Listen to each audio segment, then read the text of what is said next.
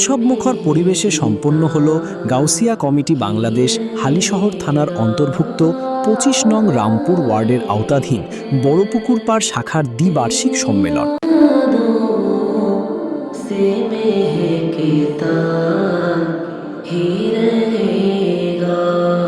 এই সম্মেলনটি অনুষ্ঠিত হয় স্থানীয় ঐতিহ্যবাহী আহলে বাইত রাদিয়াল্লাহু তাআলা আনহু মডেল মাদ্রাসা প্রাঙ্গণে।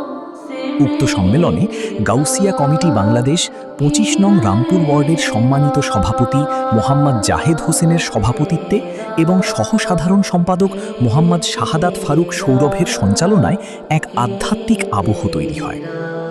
সম্মেলনে প্রধান অতিথি হিসেবে উপস্থিত ছিলেন গাউসিয়া কমিটি বাংলাদেশ হালিশহর থানার সম্মানিত সদস্য হাজী মোহাম্মদ ইসমাইল।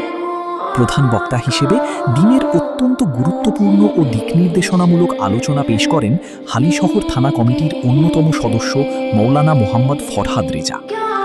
অনুষ্ঠানে সম্মানিত অতিথি হিসেবে উপস্থিত ছিলেন বড়পুকুর পাড় শাখার প্রধান উপদেষ্টা হাজ মোহাম্মদ রোকশেদ খান।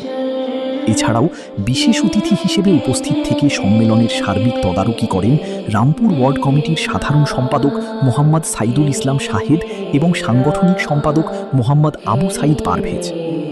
সম্মেলনে নতুন কমিটিকে স্বাগত জানাতে ওয়ার্ড কমিটি থেকে আরও উপস্থিত ছিলেন মোহাম্মদ আব্দুল সাইম, মোহাম্মদ আনিসুর রহমান অপু, মোহাম্মদ সেলিম, মোহাম্মদ লোকমান, মোহাম্মদ আবু তাহের, মোহাম্মদ জাহিদ, মোহাম্মদ মহিউদ্দিন, মোহাম্মদ জাহিদুল ইসলাম আকাশ, মোহাম্মদ জানি আলম জয় এবং মোহাম্মদ রমজান সহ স্থানীয় সর্বস্তরের তৌহিদি জনতা।